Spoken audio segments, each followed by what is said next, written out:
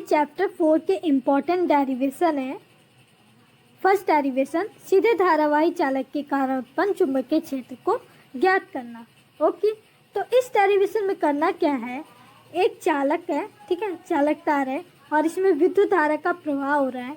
हमें पता है कि किसी भी चालक में जब विद्युत धारा का प्रवाह होता है तो उस चालक के चारों ओर क्या होता है, चुंबकीय क्षेत्र उत्पन्न हो जाता है। ओके, अब इस चालक के चारों ओर जो चुंबकीय क्षेत्र है, ठीक है, उसकी दिशा क्या होगी वो हम कैसे पता लगाएंगे।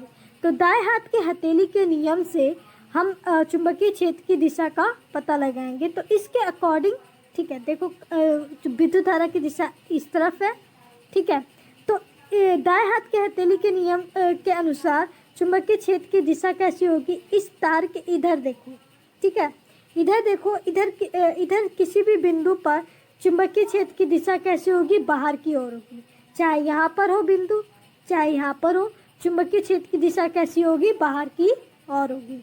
और इधर की साइड देखो, इधर की साइड चुंबकीय क्षेत्र की दिशा कैसी होगी, अंदर की ओर होगी। चाहे यहाँ पर हो, चाहे यहाँ पर हो, कहीं पर भी किसी भी बिंदु पर चुंबकीय क्षेत्र की दिशा कैसी होगी, अंदर की ओर होगी। ओके, तो चुंबकीय क्षेत्र की दिशा कैसी होगी, दाएं हाथ के हथेली के नियम से ऐसे होगी, बाहर की ओर, अंदर की ओर, बाहर की ओर, अंदर की ओर, ऐसे, ठीक है।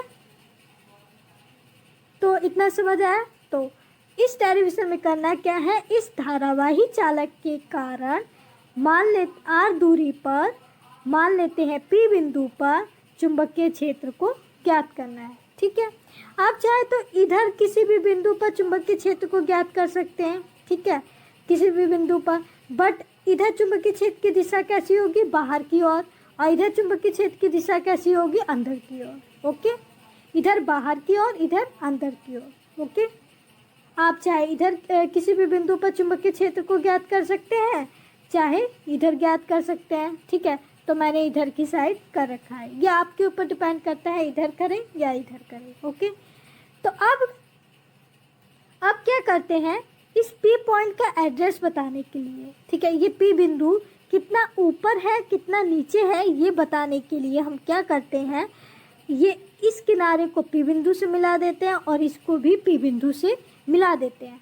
अब मिलाने पर ये जो कोण बन रहा है, ठीक है, मान लेते हैं phi2 और ये phi1 लैट कर लेते हैं। ओके, तो अब देखो, मान लेते हैं ये P बिंदु जो है यहाँ पर है, थोड़ा ऊपर है, ठीक है, डिस्टेंस सेम है, ठीक है, दूरी बराबर है, ये भी R दूरी था, ये भी R दूरी पर ही है, पर P बिंदु थोड़ा सा ऊपर है, ठीक है। अगर P बिंदु अगर यहाँ पर है तो देखो, अगर मैं थोड़ा सा ऊपर बना देती हूँ तो phi2 की वैल्यू जो थी पहले ज़्यादा थी, अब क्या हो गया, कम हो गया, ठीक है। phi1 पहले कम था, अब ज़्यादा हो गया, ठीक है।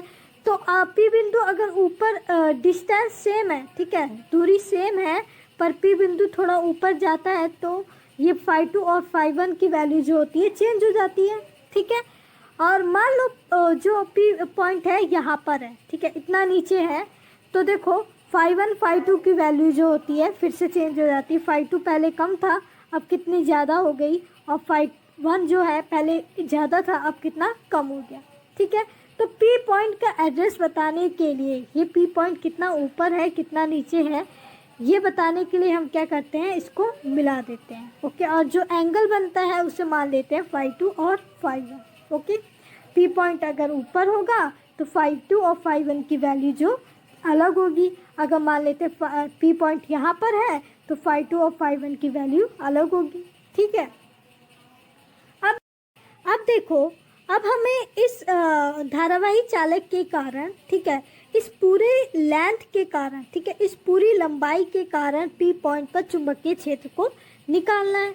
तो इसके लिए हमारे पास कोई फॉर्मूला नहीं है, इस पूरी लेंथ के कारण, ठीक है, इस पूरी लंबाई के कारण P पॉइंट पर जो चुंबकीय क्षेत्र कैलकुलेट करना है उसके लिए हमारे पास कोई भी फॉर्मूला नहीं है, ठीक है।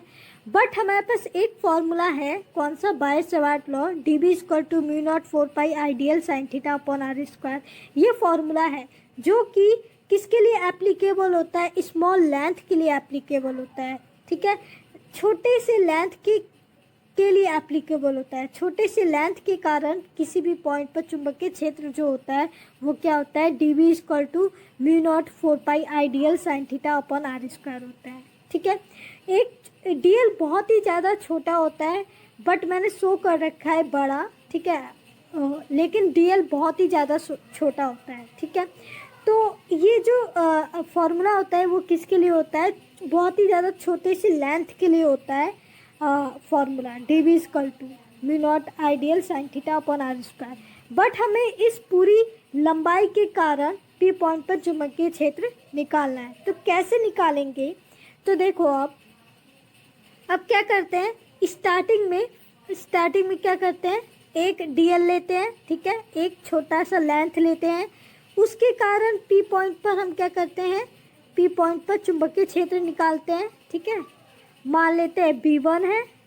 ठीक है, अब दूसरा dl लेते हैं, उसके कारण p पॉइंट पर चुंबकीय क्षेत्र निकालते हैं, मान लेते हैं b2 है। ठीक है, इसी तरह से तीसरा dl लेते हैं, उसके कारण चुंबकीय क्षेत्र निकालते हैं। ठीक है, p पॉइंट पर मान लेते हैं b3 है। ठीक है, इसी तरह से हम लेते जाते हैं dl, उसके कारण चुंबकीय क्षेत्र निकालते जाते हैं, और फिर इसी तरह से लास्ट dl पे आते हैं और उसके कारण चुंबकीय क्षेत्र निकालते हैं, p पॉइंट पर मान लेते हैं bn है। ठीक है, अब देखो इस p पॉइंट पर चुंबकीय क्षेत्र की दिशा कैसी है, अंदर की ओर है, एक ही दिशा में है चुंबकीय क्षेत्र, सभी जितने भी चुंबकीय क्षेत्र हैं। ठीक है, मतलब जितने भी dl के कारण चुंबकीय क्षेत्र हैं, b1 b3 b4 जितने भी हैं, उन सब की दिशाएं कैसी है, अंदर की ओर है। तो हम क्या कर सकते हैं, इसे पूरे वायर के कारण निकालना है, अगर पूरे तार के कारण निकालना है, ठीक है, पूरी लंबाई के कारण निकालना है, तो हम क्या करेंगे, जितने भी dl हैं उनके कारण चुंबकीय क्षेत्र जितने भी निकले उन सबको प्लस कर देंगे। ठीक है, प्लस कर देंगे तो इस पूरे तार के कारण चुंबकीय क्षेत्र निकल जाएगा p पॉइंट पर। ठीक है, तो b इक्वल टू क्या होगा हमारा, b equal to b1 plus b2 plus b3 से लेके bn तक, मतलब लास्ट dl के कारण जो चुंबकीय क्षेत्र निकला है, मान लेते हैं bn माना था हमने, तो bn तक। ठीक है, तो जितने भी dl के कारण p पॉइंट पर चुंबकीय क्षेत्र हैं, b1 b2 b3, इन सबको ऐड कर देंगे। ठीक है, bn तक है, इन सबको जोड़ देंगे तो पूरे तार के कारण, ठीक है, फुल लेंथ के कारण, पूरी लंबाई के कारण p पॉइंट पर चुंबकीय क्षेत्र आ जाएगा। ठीक है, निकल जाएगा ना। तो अगर हमारे पास इस कंडीशन में क्या करते हैं, देखो अगर हमारे पास बहुत सारे वैल्यू होते हैं, ठीक है, बहुत सारे वैल्यू होते हैं, ओके, बहुत सारे होते हैं, ठीक है, इनफाइनाइट होते हैं, हमारे लिए तो इनफाइनाइट ही है। ठीक है, बहुत सारे हैं, इनफाइनाइट ही हैं, क्योंकि dl तो बहुत छोटा होता है, तो ऐसे ही हम dl लेते जाएंगे तो ये बहुत सारे होंगे, तो उसके कारण जो चुंबकीय क्षेत्र होगा b1 b3 b4 b5 ऐसे ही बहुत सारे वैल्यू होंगे हमारे पास, उनको जोड़ना होता है। ठीक है, तो इस कंडीशन में क्या करते हैं, अगर हमारे पास बहुत सारे वैल्यू होते हैं तो इस कंडीशन में हम क्या करते हैं, समाकलन करते हैं। इस कंडीशन में हम करते क्या है, समाकलन क्या है, एक विशेष प्रकार का योग ही तो है। अगर हमारे पास बहुत सारी वैल्यू दे रखी हो तो उस कंडीशन में हम करते क्या है, समाकलन ही करते हैं। ठीक है, तो इस कंडीशन में भी क्या करते हैं, इसमें भी क्या करेंगे, एक dl के कारण p पॉइंट पर चुंबकीय क्षेत्र निकालेंगे, फिर उसका समाकलन कर देते हैं, तो ये पूरी लंबाई के कारण p पॉइंट पर चुंबकीय क्षेत्र निकल जाता है। ठीक है, तो अगर हम एक dl के कारण p पॉइंट पर चुंबकीय क्षेत्र निकालते हैं और उसका समाकलन करते हैं और लिमिट लगाते हैं 5 से 5 तो हमारे पूरी लंबाई के कारण p पॉइंट पर चुंबकीय क्षेत्र निकल जाता है। ठीक है, समाकलन करते वक्त अगर मान लेते हैं dl यहाँ पर होता है तो वैल्यू क्या होगी 5, अगर dl यहाँ पर होगा लास्ट में तो वैल्यू क्या होगी 5, तो हम लिमिट क्या लगाएंगे 5 से 5 तो हमारा पूरे लंबाई के कारण p पॉइंट पर चुंबकीय क्षेत्र निकल जाएगा। ठीक है, इतना समझ आ गया। ओके, तो अब क्या करते हैं, dl के कारण p पॉइंट पर चुंबकीय क्षेत्र निकालते हैं। मान लेते हैं dl से p पॉइंट की जो दूरी है, मान लेते हैं स्मॉल r है। ओके, इतना समझ आया। और यहाँ पर और ये जो एंगल बना रहे हैं, ठीक है, ये जो स्मॉल आर डिस्टेंस है, ठीक है, और ये जो एंगल बन रहा है ये मान लेते हैं फाई। ओके, इतना समझ आया।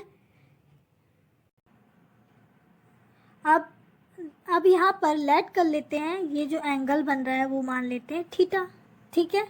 तो अब इस डीएल के कारण पी पॉइंट पर जो चुंबकीय क्षेत्र है वो बाय-सवार्ट के नियम से क्या होगा, d v equal to mu not I d l sine theta upon r square, ये होगा, ठीक है। तो मैंने यहाँ पर यही लिखा है, d v equal to mu not 4 pi I d l sine theta upon r square. Okay, अब यहाँ पर देखो मैंने क्या किया है, इस डायग्राम में देखो, ओके, मैंने क्या किया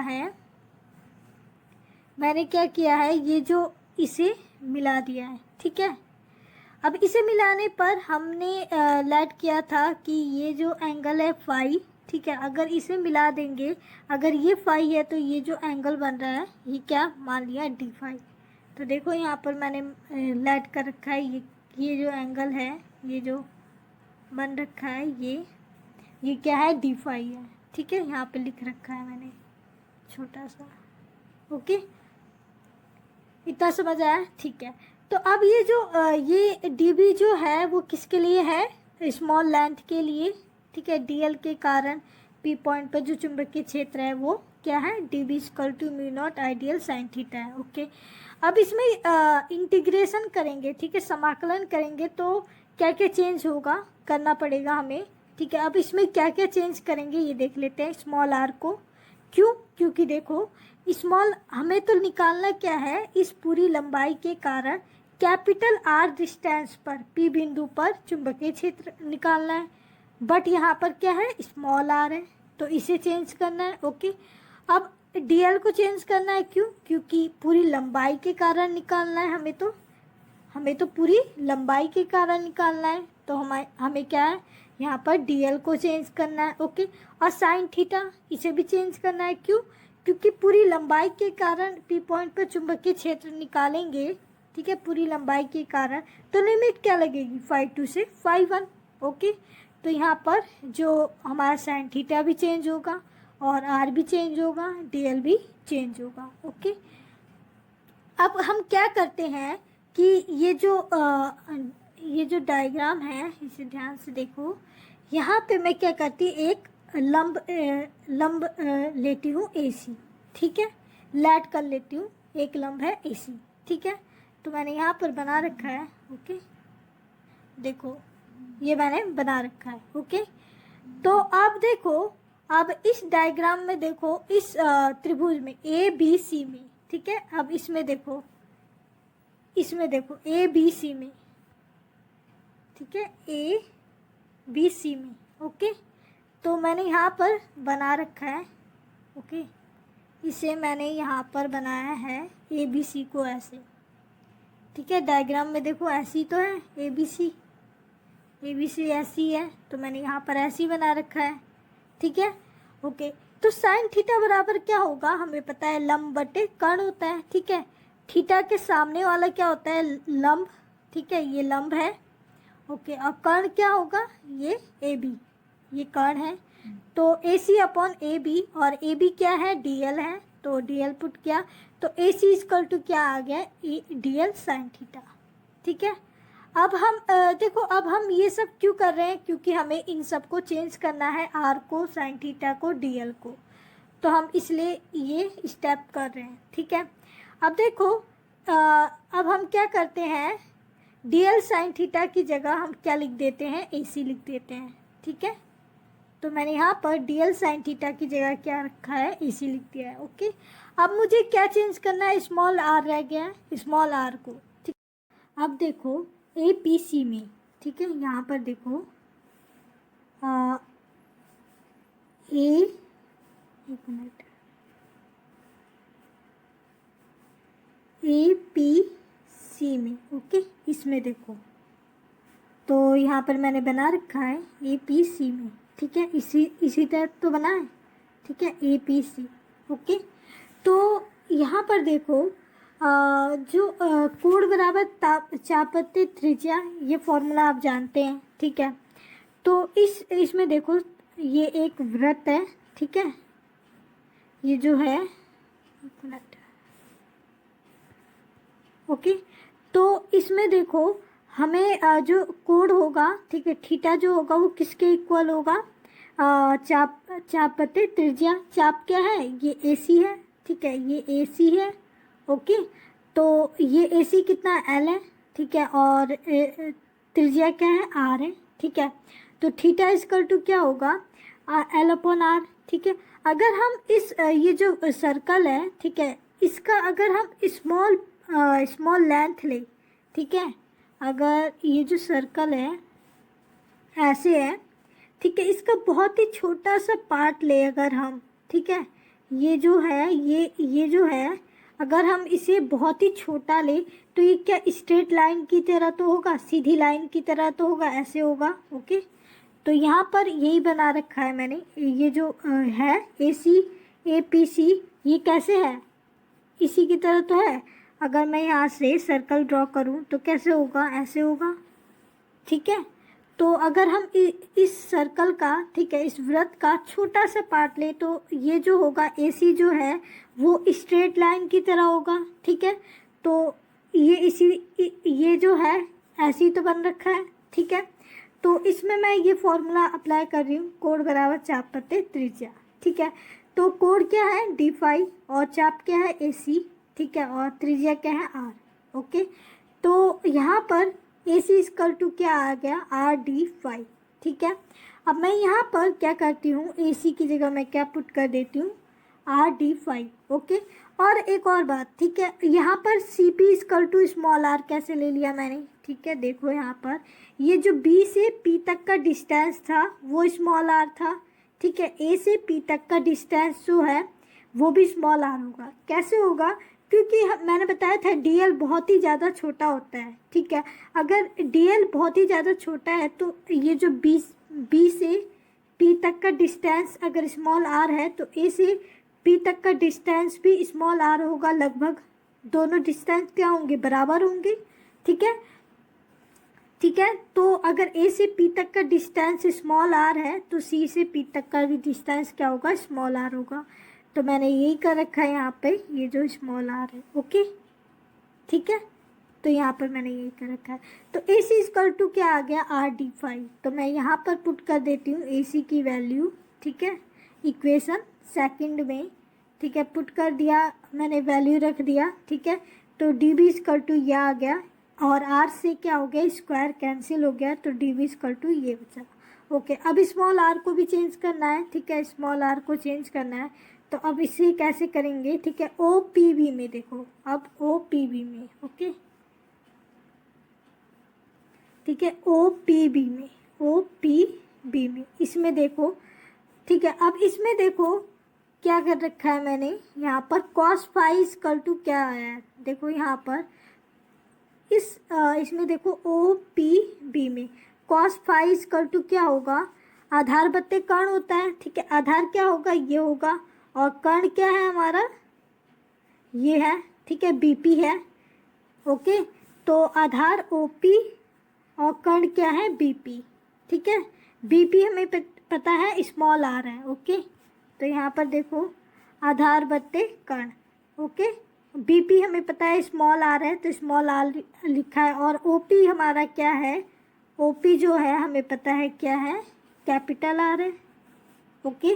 तो मैंने यहाँ पर क्या लिखा है, OP equal to capital R, BP equal to small r। तो cos फाई इक्वल टू क्या आ गया मेरे पास, capital R upon small r, और स्मॉल r इक्वल टू क्या आएगा, कैपिटल R अपॉन cos फाई। तो यही लिखा है, ठीक है। तो DB इक्वल टू, अब देखो स्मॉल r की वैल्यू क्या की मैंने, इसमें पुट कर दिया। तो DB इक्वल टू क्या आ गया मेरे पास, ये आ गया, ठीक है। और ओके, तो ये cos फाई अगर ऊपर जाएगा तो इंटू हो जाएगा, ठीक है, इतना समझ आया। तो DB इक्वल, देखो DB इक्वल टू हमारा क्या आ गया, μ0 4π cos phi d5 upon r, ठीक है। अब देखो समाकलन करना कितना इजी हो गया, ठीक है। पहले क्या था, DB equal to μ0 dl sine theta small r, sine theta, ठीक है, और DL था, स्मॉल r था, ओके। तो समाकलन कैसे कर सकते थे, साइन थीटा था, ठीक है, और DLR। और इसमें देखो समाकलन करना कितना इजी हो गया। इसमें क्या करेंगे, लिमिट लगा देंगे। तो लिमिट जब लगाएंगे तो फाई जो है, कॉस फाई जो है, फाई जो है वो कैसे वेरी करेगा, चेंज कैसे होगा, ये फाई जो है हमारा कैसे चेंज होगा, फाई 2 से फाई 1। ठीक है, फाई जो है कैसे चेंज होगा, फाई 2 से फाई 1। ओके, तो हम इजी अब समाकलन कर सकते हैं, समाकलन करना हमारा इजी हो गया। ओके, तो अब संपूर्ण चालक के कारण, ठीक है, जो हमारा संपूर्ण चालक है हमने लेट किया, ये क्या है, XY है। ओके, तो इसके कारण जो P पॉइंट पर चुंबकीय क्षेत्र है वो क्या करेंगे, अब हम समाकलन कर देंगे dV का। ठीक है, समाकलन करेंगे तो अब dV की वैल्यू रख देते हैं। ठीक है, अब सिंपली समाकलन करेंगे। अब मैंने यहाँ पर माइनस लिखा है, लिमिट जो लगाया है माइनस लगाया है, क्यों, क्योंकि हमें पता है कि ऊपर जो एंगल होता है, ठीक है, ये जो परपेंडिकुलर लाइन है, ठीक है, इसके ऊपर जो एंगल होता है वो पॉजिटिव होता है। ठीक है, धनात्मक कोण होता है, इसके नीचे क्या होता है, ऋणात्मक कोण होता है। ठीक है, तो यहाँ पर मैंने यही लिखा है। ओके, ठीक है, तो इसलिए मैंने फाई 2 से माइनस फाई 1 लिखा है। ओके, तो यहाँ पर देखो अब क्या करते हैं, इंटीग्रेशन करेंगे तो कॉस फाई का इंटीग्रेशन क्या होता है, साइन फाई, और लिमिट लगाएंगे। ठीक है, अपर लिमिट माइनस लोअर लिमिट। ठीक है, तो लिमिट लगाते हैं फाई 2 माइनस फाई 1। देखो sine minus theta, sine minus theta क्या होता है, माइनस साइन थीटा होता है। ओके, यहाँ पर sine theta minus sine theta लिखना है।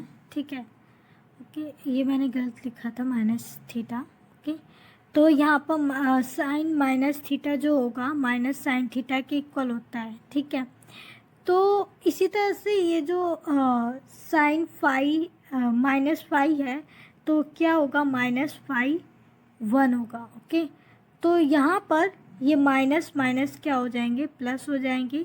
तो इसलिए यहाँ पर जो sine phi 2 plus sine phi 1 लिखा है। ओके, तो 20 हमारा क्या आ गया, ये आ गया। ओके, तो डेरिवेशन में कुछ नहीं है, बस देखो एक सीधा धारावाही चालक है जिसके कारण r दूरी पर P बिंदु पर चुंबकीय क्षेत्र निकालना है। ठीक है, तो हम क्या करते हैं, इसे और इसे मिला देते हैं और जो एंगल बनता है फाई 2 और फाई 1 लेट कर लेते हैं और एक स्मॉल एलिमेंट लेते हैं। ठीक है, स्मॉल लेंथ लेते हैं, DL के कारण P पॉइंट पर चुंबकीय क्षेत्र निकालते हैं, उसका इंटीग्रेशन कर देते हैं।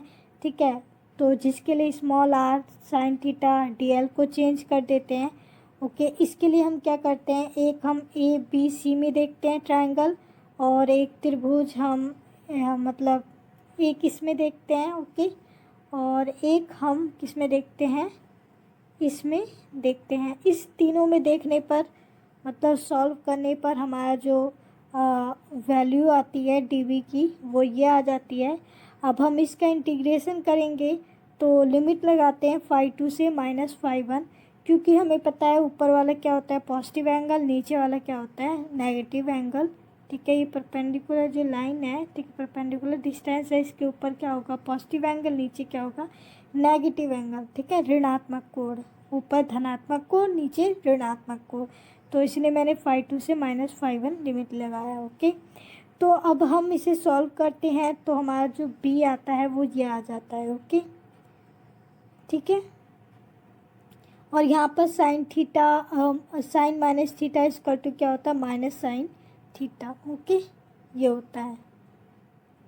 ओके, तो 20 का टू ये आ जाता है। ओके, तो अब स्पेशल केस देखो, जो धारावाही चालक है अगर वो अनंत लंबाई का हो, बहुत ही बड़ा हो, जिसकी लेंथ हमें नहीं पता, तो फाई 1 फाई 2 जो होते हैं वो 90 डिग्री हो जाते हैं। कैसे, देखो अब मान लो इसकी लंबाई मैं बढ़ा रही हूँ, ये जो P पॉइंट है वही है। ठीक है, डिस्टेंस जो है कैपिटल R ही है और P पॉइंट वही है, कोई चेंज नहीं है, बस इसकी लंबाई बढ़ाते जा रही हूँ। ठीक है, अब देखो अगर मैं लंबाई बढ़ा रही हूँ तो आप खुद ही देखो ये जो फाइव टू और फाइव वन है, ये फाइव टू है, ये फाइव वन है, वो कैसे हो रहा है, ज़्यादा होता है उसकी वैल्यू क्या हो रही है, बढ़ती जा रही है, बढ़ती जा रही है। ठीक है, अब ये जो लंबाई है, ठीक है, अगर मैं और बढ़ाती जाऊँ तो ये फाइव वन फाइव टू जो होगा एक 90 डिग्री हो जाएगा एक कंडीशन पे। मतलब लेंथ अगर मैं बढ़ाती जाऊँ तो फाइव वन फाइव टू बिल्कुल 90 डिग्री हो जाएगा। ठीक है, एक कंडीशन ऐसी अप्रॉक्स लगभग 90 डिग्री हो जाएगा। ठीक है, हमें लगेगा कि वो 90 डिग्री पे है। ठीक है, अप्रॉक्स मतलब लगभग 90 डिग्री हो जाएगा।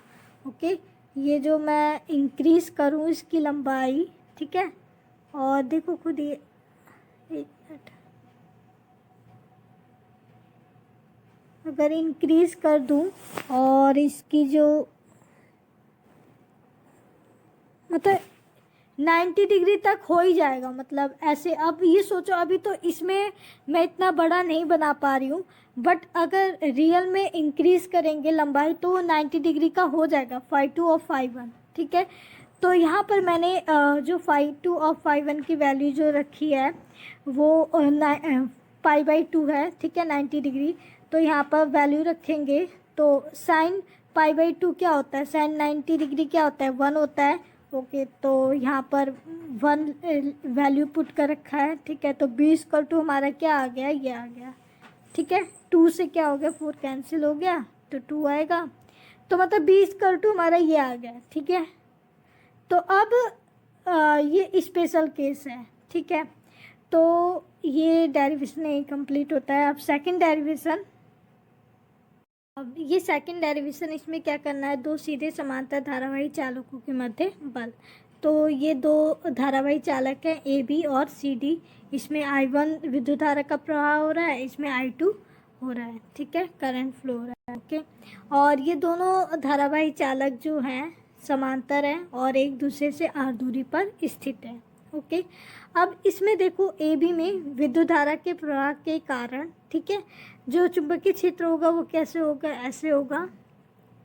ठीक है, और ये सी डी चालक के कैसे होगा, अंदर की तरफ होगा। ठीक है, तो ये चुंबकीय क्षेत्र जो सी डी चालक है उसके कैसे होगा, अंदर की तरफ होगा। मैंने बना भी रखा है, देखो ऐसे, और उसका मैंने चुंबकीय क्षेत्र को नाम दे दिया B1। ठीक है, ओके, तो यहाँ पर देखो ए बी में धारा प्रवाह के कारण सी डी के किसी बिंदु पर उत्पन्न चुंबकीय क्षेत्र B1 हो तो। ओके, तो मैंने ये वाला फॉर्मूला लगा रखा है। ठीक है, सीधे धारावाही चालक के कारण जो उत्पन्न चुंबकीय क्षेत्र होता है वो अभी हमने कैलकुलेट किया था। ठीक है, और फाइव वन फाइव टू जो कि कैसे हैं, 90 डिग्री हैं। ठीक है, चुंबकीय क्षेत्र कैसे हैं, ये सी डी के कैसे हैं, अंदर की तरफ है ना। Okay, five one five two कैसे हैं, 90 डिग्री है। ओके, तो यहाँ पर फाइव वन फाइव टू कैसे बन रहे हैं, यहाँ पर देखो डायग्राम में फाइव वन फाइव टू कैसे होंगे, 90 डिग्री हैं। तो यहाँ पर ये जो फॉर्मूला आएगा वो कैसा होगा, ये होगा। ओके, तो अब देखो यहाँ पर B1 है चुंबकीय क्षेत्र। ठीक है, ये चुंबकीय क्षेत्र क्या है, B1 है। ओके, अब किसके कारण है, I1 धारा के कारण है चुंबकीय क्षेत्र। ठीक है, AB में I1 धारा के कारण CD पर चुंबकीय क्षेत्र है। ठीक है, जो कि तल के लंबवत अंदर की ओर है। ठीक है, CD के कैसे है, अंदर की ओर है, लंबवत है। ओके, तो B1 जो है हमारा ये है। ठीक है, अब देखो करंट फ्लो हो रहा है। ठीक है, करंट इस डायरेक्शन में है, चुंबकीय क्षेत्र अंदर की तरफ है, लंबवत है। तो अब हम क्या करते हैं, फ्लेमिंग लेफ्ट हैंड रूल से, ठीक है, इससे हम फोर्स की डायरेक्शन निकालते हैं। ठीक है, बल की डायरेक्शन निकालते हैं, दिशा निकालते हैं। ये हमारा जो होता है विद्युत धारा की दिशा होती है, और ये जो लंबवत है अंदर की ओर है वो क्या है, चुंबकीय क्षेत्र की दिशा है। और ये जो है हमारा, ये जो ऐसे होता है मेरा, ठीक है, तो ये जो हमारा होता है फोर्स की डायरेक्शन होती है। ठीक है, तो फोर्स की डायरेक्शन कैसे है, इधर की तरफ हो रहा है। ठीक है, तो यहाँ पर ये थोड़ा अंगूठा मेरा टेढ़ा है, बट इस तरफ होता है। ठीक है, आप करके देखना। ओके। ओके। तो ओके, तो यहाँ पर विद्युत धारा की दिशा कैसी है, इधर की तरफ है। चुंबकीय क्षेत्र की दिशा अंदर की तरफ है। तो फोर्स की डायरेक्शन कैसे है, ऐसे है। तो हमने फोर्स को मान लेट कर लिया F2 फोर्स है, ठीक है, नाम दे दिया F2 फोर्स। ओके, तो इस चुंबकीय क्षेत्र में स्थित धारावाही चालक CD के L लंबाई पर लगने वाले बल F2 हो तो, ठीक है। अब यहाँ पर B1, ठीक है, चुंबकीय क्षेत्र कैसा है, B1 है। चुंबकीय क्षेत्र कौन, B1 है, तो यहाँ पे B1 लिखा है। करंट क्या फ्लो हो रहा है, I2, और लेंथ हमने स्मॉल l कंसिडर किया है, ठीक है, ये जो लेंथ है। ओके, और 90 डिग्री है, ठीक है। ओके, तो ये जो F2 होगा, ये जो साइन थीटा जो है 90 डिग्री ले रखा है। क्यों, क्योंकि जो यहाँ पर करंट की डायरेक्शन, ठीक है, विद्युत धारा की दिशा और जो चुंबकीय क्षेत्र की दिशा है, ठीक है, वो दोनों कैसे हैं, लंबवत हैं एक दूसरे से, ठीक है। तो इसलिए जो थीटा है वो 90 डिग्री है। ओके, तो साइन जो 90 होता है 1 होता है, तो F2 इक्वल टू यह आ गया। ओके, अब यहाँ पर B1 की वैल्यू जो है मैं यहाँ पर पुट कर देती हूँ, ठीक है। ओके, B1 की जो वैल्यू है यहाँ पर पुट कर देती हूँ। ओके, तो पुट करने पर वैल्यू यहाँ पर रखने पर तो हमारा F2 ये आ जाता है। ओके, और अगर हम L, ठीक है, और L को हम क्या करते हैं, अपॉन में लेके जाते हैं, तो एकांक लंबाई पे जो बल आता है वो हमारा ये आ जाता है, ठीक है। तो अब देखो, अब इसी तरह से हम क्या करते हैं, इसी तरह से अब CD में देखो, सेम उसी की तरह करेंगे, ठीक है। तो देखो CD में देखो विद्युत धारा I2 प्रवाहित हो रही है, ठीक है। तो इसमें जो उत्पन्न चुंबकीय क्षेत्र विद्युत धारा के कारण उत्पन्न चुंबकीय क्षेत्र कैसे होगा, ऐसे होगा, ठीक है। तो ये चुंबकीय क्षेत्र AB, ठीक है, जो चालक है AB के कैसे होगा, बाहर की ओर, ठीक है। मान लेते हैं AB पर जो चुंबकीय क्षेत्र है वो B2 है, ठीक है। CD धारावाही चालक CD के कारण AB पर जो चुंबकीय क्षेत्र है, ठीक है, तो मान लेते हैं वो B2 है। ओके, तो इसी प्रकार CD में धारा प्रवाह के कारण AB के किसी बिंदु पर उत्पन्न चुंबकीय क्षेत्र B2 हो तो, ठीक है। तो B इक्वल टू इस फॉर्मूले से, ओके, तो B2 equal to mu not upon 2 pi, और I क्या है, I2 लिखेंगे। क्यों, क्योंकि इसमें इस धारा के कारण ये चुंबकीय क्षेत्र है B2, ठीक है।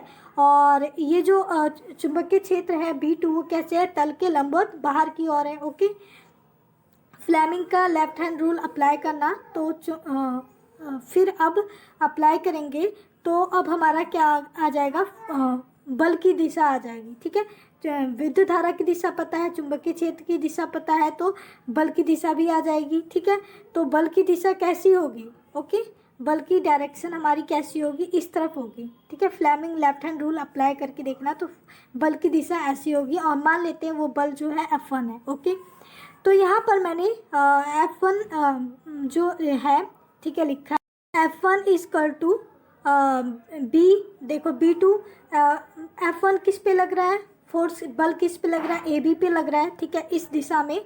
ओके, और चुंबकीय क्षेत्र क्या है, B2 है, तो B2 लिखा है।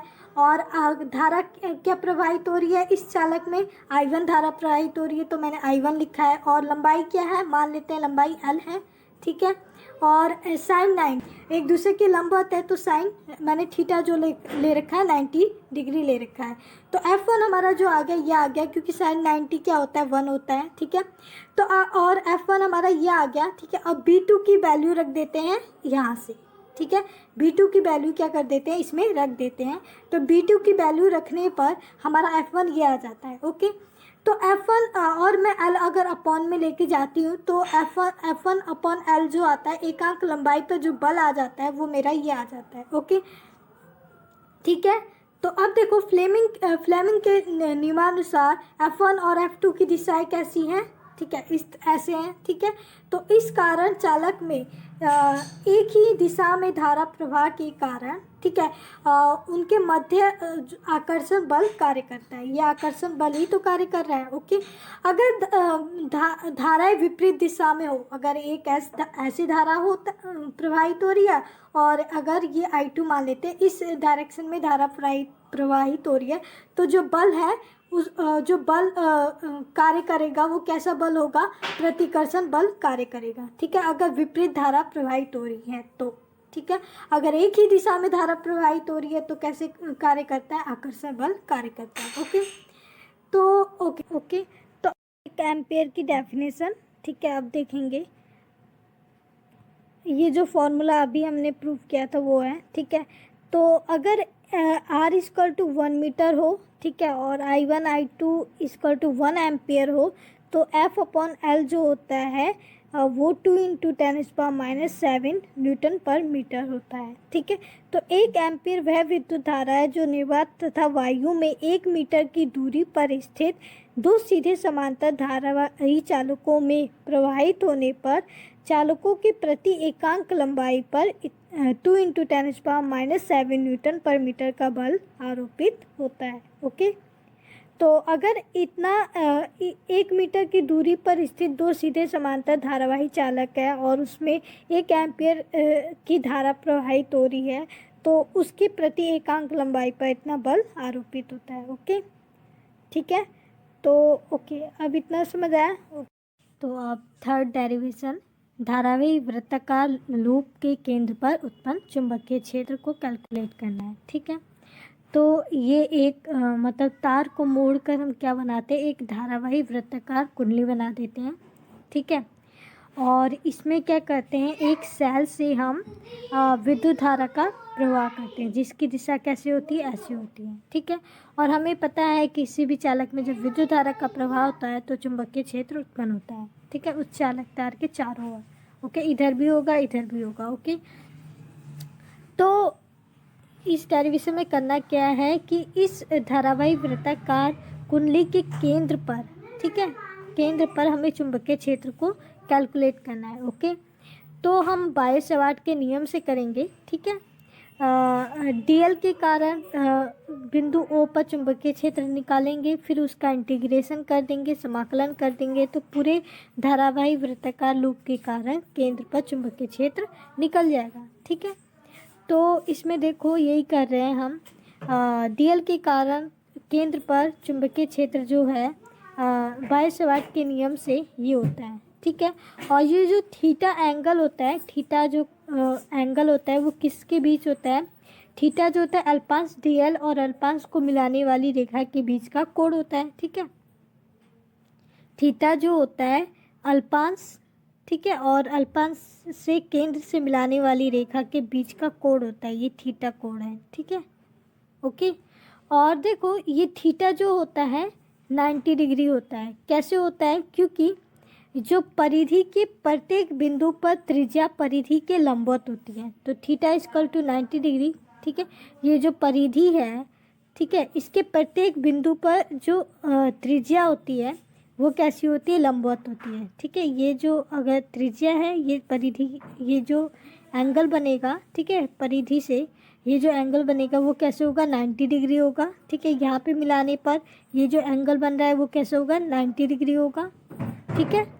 तो यही है कि परिधि के प्रत्येक बिंदु पर त्रिज्या परिधि के कैसे होती है? लंबवत होती है। ओके, तो थीटा इक्वल टू क्या होगा? 90 डिग्री होगा। ओके, तो डीवी इक्वल टू क्या होगा? साइन 90 क्या होता है? 1 होता है। ओके, तो डीवी इक्वल टू हमारा क्या है? यह है μ0 4π ideal upon r²। Okay, 90 degree समझ आया ना कि परिधि के प्रत्येक बिंदु पर त्रिज्या परिधि की कैसे होती है? परिधि है, ये क्या है? परिधि तो है, इसके प्रत्येक बिंदु पर, ठीक है, त्रिज्या कैसी होती है? लंबवत होती है। ओके, ऐसे लंबवत होती है। ओके, तो ये जो थीटा होगा, थीटा DL और ये इसके बीच का कोण ही तो है, तो ये कैसे लंबवत होगी? ओके, तो यहाँ पर मैंने थीटा जो लिखा है 90 डिग्री लिखा है। ओके, तो DV हमारा ये आया। ओके, तो अब हम क्या करेंगे? पूरी वृत्ताकार कुंडली के कारण केंद्र पर चुंबकीय क्षेत्र निकालने के लिए हम क्या करते हैं, इसका समाकलन करते हैं। ओके, समाकलन करेंगे तो जो हमारा dl होगा, ठीक है, वो कैसे होगा, 0 to l होगा। और l क्या है, l क्या है, लंबाई हमारी क्या है, इस वृत्ताकार कुंडली की जो लंबाई है वो परिधि तो परिधि ही होगी ना। इस वृत्ताकार कुंडली की जो लंबाई है वो क्या है, परिधि ही है, ठीक है। तो इस मतलब इसकी लंबाई परिधि तो होती है, मतलब किसी भी वृत्त की लंबाई क्या होती है, परिधि होती है। ओके, किसी भी वृत्त की जो लंबाई होती है वो क्या होती है, परिधि होती है। ओके, तो 0 to l है, ठीक है। और l क्या है, l इक्वल टू क्या होगा, 2 पाई r, ठीक है। l क्या होगा, 2 पाई r। ओके, तो और 0 to l होता है, ठीक है, l equal to 2 pi r। तो upper limit minus lower limit होता है, ठीक है। तो 2 पाई r माइनस 0। ओके, तो b इक्वल टू हमारा क्या आ गया, mu not I 4 pi r square 2 pi r, ठीक है। r से स्क्वायर कैंसिल, पाई से पाई, और 2 2 जा 4। ओके, तो b इक्वल टू हमारा ये आ गया। ओके, अगर कुंडली में n फेरे हो तो केंद्र पर चुंबकीय क्षेत्र जो होगा ये होगा। ओके, ठीक है। तो अब ये डेरिवेशन कंप्लीट, ठीक है। अब नेक्स्ट डेरिवेशन, अब ये लास्ट डेरिवेशन, एक समान चुंबकीय क्षेत्र में धारावाही लूप पर बल आघूर्ण को कैलकुलेट करना है। ओके, तो क्या करते हैं हम, एक समान चुंबकीय क्षेत्र में एक आयताकार धारावाही लूप को स्थित करते हैं, रखते हैं। तो उस पर एक बल आघूर्ण लगता है, ठीक है। बल आघूर्ण कार्य करता है और उस बल आघूर्ण को ही हमें कैलकुलेट करना है। ओके, तो देखो ये एक नॉर्थ पोल है, साउथ पोल है। तो चुंबकीय क्षेत्र जो चुंबकीय क्षेत्र रेखाएं कैसी होंगी, ऐसे होंगी, नॉर्थ से साउथ की तरफ, ठीक है। तो अब क्या करते हैं, एक तार से हम एक आयताकार धारावाही लूप बनाते हैं और इसे एक समान चुंबकीय क्षेत्र में रख देते हैं और इसमें विद्युत धारा का प्रवाह करते हैं इस डायरेक्शन में, ठीक है। और मान लेते हैं AD जो है और BC है वो L है, ठीक है, लेंथ है वो जो AD और BC की जो लेंथ है L है। ओके, और मान लेते हैं ये जो है B है, ठीक है। AB और DC जो है वो B है, ठीक है।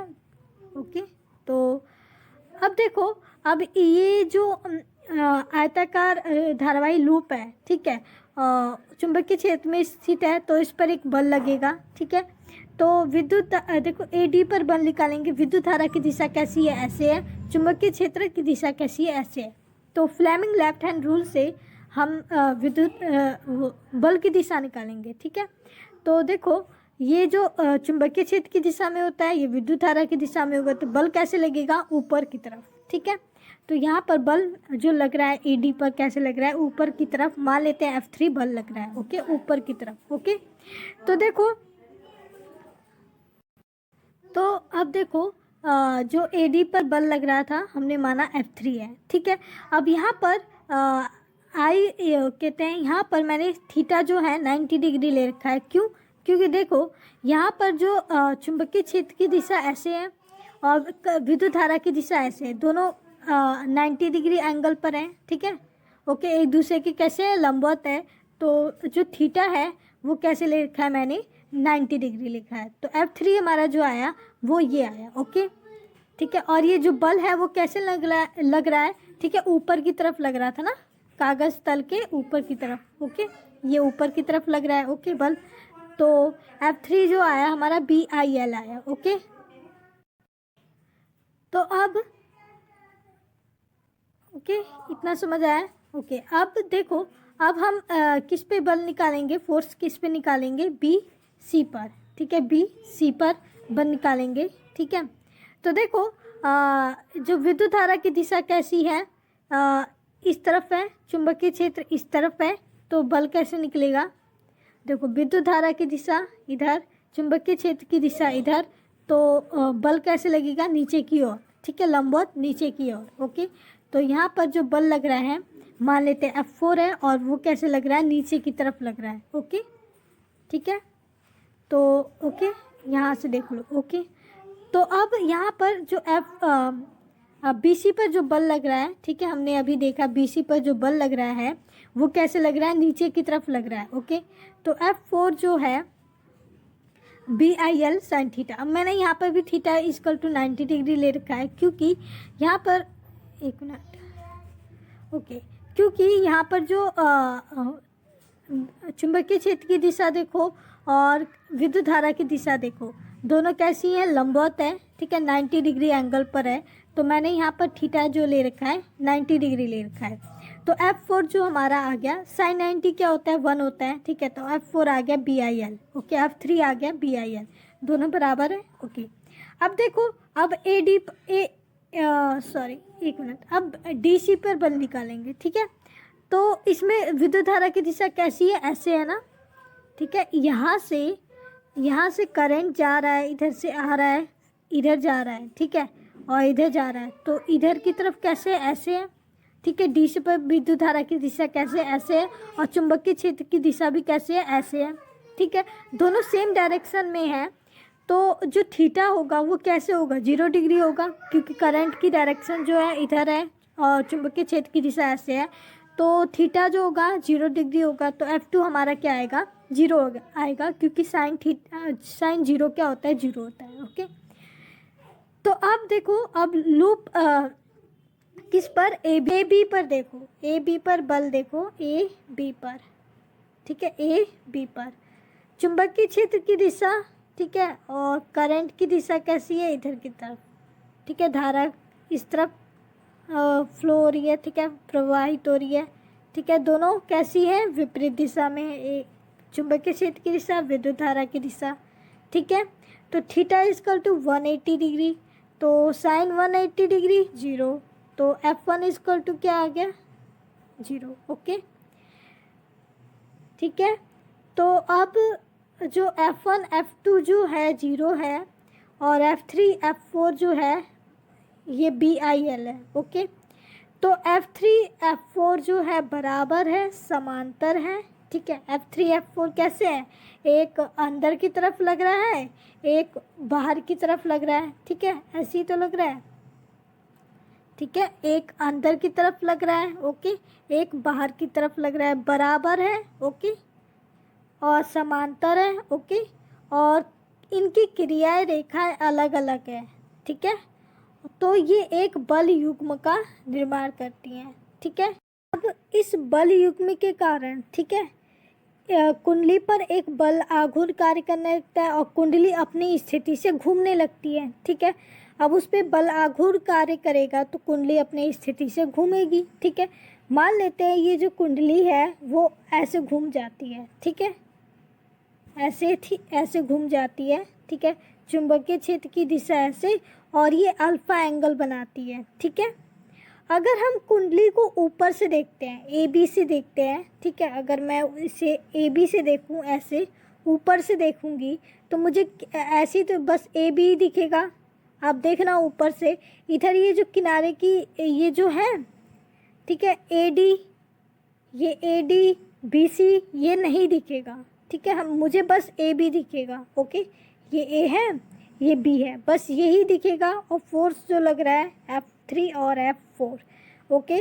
और ये जो घूम गया है अल्फ़ा एंगल पर, ठीक है, तो ये अल्फ़ा एंगल पर घूम गया है, ओके, मैंने बना रखा है डायग्राम में, अल्फ़ा एंगल पर घूम गया है, चुंबकीय क्षेत्र की दिशा ऐसे है, और AB ऊपर से देखने पर कैसे दिखता है, सिर्फ AB, और ये जो फोर्स है ये लग रहे हैं, ठीक है। तो ये यदि अब देखो, यदि बल आघूर्ण का मान टाउ हो तो टाउ इक्वल टू कोई भी एक बल और लंबवत दूरी, ठीक है, कोई भी एक बल ले लेते हैं F3 में, F3 या F4 या F4 में से ही कोई एक बल क्यों ले रहे हैं, क्योंकि F3 और F4 के कारण ही क्या हो रहा है, ये कुंडली घूम रही है, ठीक है। तो हमने कोई भी एक बल ले लिया F3 या F4, ठीक है, मैंने F3 ले रखा है, ओके। F3 और F4 की दोनों की वैल्यू क्या है, सेम ही है, BIL, ओके। तो मैंने F3 ले रखा है, आप चाहे तो F4 ले सकते हैं, ओके, दोनों की वैल्यू सेम ही है, ओके। और लंबवत दूरी हमारी यही तो होगी AP, ओके। तो अब देखो, हमें F3 की वैल्यू पता है बट AP की वैल्यू नहीं पता है। तो अब हम क्या करते हैं, AP की वैल्यू निकालते हैं। तो कैसे निकालेंगे, देखो, क्षेत्रफल वेक्टर क्या होता है, कुंडली तल के लंबवत होता है, हमें पता है कि क्षेत्रफल वेक्टर जो होता है, एक मिनट, क्षेत्रफल वेक्टर जो होता है, ठीक है, कुंडली के तल के कैसे होता है, लंबवत होता है, ठीक है। तो क्षेत्रफल वेक्टर मान लेते हैं ए बी के कैसे है, लंबवत है। तो मैंने यहाँ पर बना रखा है, ठीक है। क्षेत्रफल वेक्टर जो है ये जो क्षेत्रफल वेक्टर है, ओके, ये ए बी के कैसे है, लंबवत है, ओके। ए बी के कैसे है, लंबवत है, मैंने बना रखा है, ओके। तो अगर लंबवत है तो ये एंगल जो होगा वो कैसे होगा, 90 डिग्री, ठीक है, ओके। तो ये 90 डिग्री लिख रखा है, ए डैश ए बी, ये जो है 90 डिग्री, ओके। और ये जो क्षेत्रफल वेक्टर है, चुंबकीय क्षेत्र की दिशा से थीटा कोण बनाती है, ठीक है। ये ए बी के क्या है, क्षेत्रफल वेक्टर लंबवत है, और जो कि चुंबकीय क्षेत्र से कैसे एंगल बना रही है, थीटा कोण बनाती है, मान लेते हैं, ओके, थीटा कोण बनाती है। तो मैंने यहाँ पे थीटा कोण बना रखा है, ओके। तो यहाँ पर मैंने ये लिखा है, हमें पता है कि क्षेत्रफल वेक्टर कुंडली तल के लंबवत होती है और माना क्षेत्रफल वेक्टर चुंबकीय क्षेत्र की दिशा से थीटा कोण बनाती है। तो मान लेते हैं कि ए बी पी जो है एक्स है, ठीक है, एंगल एक्स है। तो अब देखो ये हमें पता है एंगल क्या है, 90 डिग्री।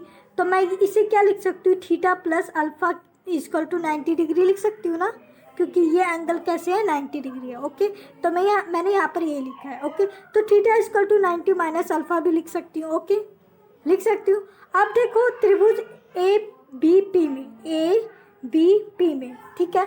अब देखो हमें पता है कि ये जो एंगल है 90 डिग्री है, तो ए पी बी जो है एंगल जो है, कोण जो है वो क्या है, 90 डिग्री, ठीक है। तो अगर ये 90 डिग्री है तो मैं ये एंगल जो अगर 90 डिग्री है तो अल्फा प्लस एक्स क्या होगा, 90 डिग्री होगा, ठीक है। अल्फा प्लस एक्स क्या होगा, 90 डिग्री होगा। ये जो एंगल होता है 180 डिग्री होता है ना, तो अल्फा प्लस एक्स क्या होगा, 90 डिग्री होगा, ओके, ठीक है। तो अल्फा प्लस एक्स 90 डिग्री होगा, तो एक्स माइनस मैंने क्या लिखा है, 90 माइनस अल्फा, ठीक है। अगर ये 90 डिग्री है तो मैं यहाँ पर x equal to 90 minus alpha लिख सकती हूँ ना, तो मैंने यही लिखा है, ठीक है। तो अब देखो इस इक्वेशन को देखो, इस इक्वेशन को देखो, दोनों को देखो। तो ये जो राइट हैंड साइड इक्वल है तो लेफ्ट हैंड साइड भी इक्वल होंगे। एक्स इक्वल टू क्या होगा, थीटा होगा, ठीक है। यहाँ से दिख क्या रहा है कि ये दोनों इक्वल है, तो एक्स इक्वल टू क्या होगा, थीटा होगा, थीटा इक्वल टू एक्स है। तो मैंने यहाँ पर एक्स इक्वल टू थीटा लिख रखा है, ओके। तो अब देखो, ओके, हमें तो ए पी को कैलकुलेट करना था, इसे कैलकुलेट करना था, ओके। तो अब देखो इस त्रिभुज में ही देखो, ए बी पी में देखो, ओके। तो देखो साइन थीटा किसके इक्वल होगा, लंब बटे कर्ण, ये क्या है, लंब, ओके, ठीक है, सॉरी, थीटा के सामने वाला क्या होता है, लंब, ठीक है। ये ए पी क्या है, लंब, ठीक है, लंबवत दूरी यही तो है ए पी, ओके। और जो कर्ण क्या है, ए बी, ठीक है। ए पी हमें नहीं पता तो मैंने ऐसे लिखा है, ए बी हमें पता है बी है, ठीक है, ओके। तो ए पी को मैंने क्या लिखा है, B sine theta, okay. A P equal to क्या आ जाएगा, बी साइन थीटा, ओके। तो टाउ इक्वल टू देखो, tau equal to F3 A P था ना, तो F3 की वैल्यू पता है BIL होता है, और AP की वैल्यू क्या आ गया, B साइन थीटा आ गया। तो मैंने वैल्यू पुट कर दी। तो अब देखो L इंटू बी किसके इक्वल होता है, एरिया के इक्वल होता है, क्षेत्रफल के इक्वल होता है, ठीक है। तो A इक्वल टू क्या आ गया, ठीक है, एरिया इक्वल टू क्या हो गया, A इंटू बी, एरिया को मैंने A से रिप्रेजेंट कर रखा है, तो मैंने L इंटू बी को क्या लिखा है, A लिखा है, ओके। तो मेरा फॉर्मूला क्या हो गया, टाउ इक्वल टू क्या आ गया, BIA साइन थीटा, ओके। अब देखो यदि एक लूप के स्थान पर n लूपों से बनी कोई कुंडली अथवा परिनालिका हो तो कुंडली पर लगने वाला बल आघूर्ण क्या होगा, ये होगा, ठीक है, n से इंटू कर देंगे, ओके। अगर n लूपों से बनी कोई कुंडली या परिनालिका हो तो, ठीक है, तो बल आघूर्ण क्या होगा, ये होगा, ओके, ठीक है। तो यही हमें कैलकुलेट फाइंड करना था, ठीक है। Thank you.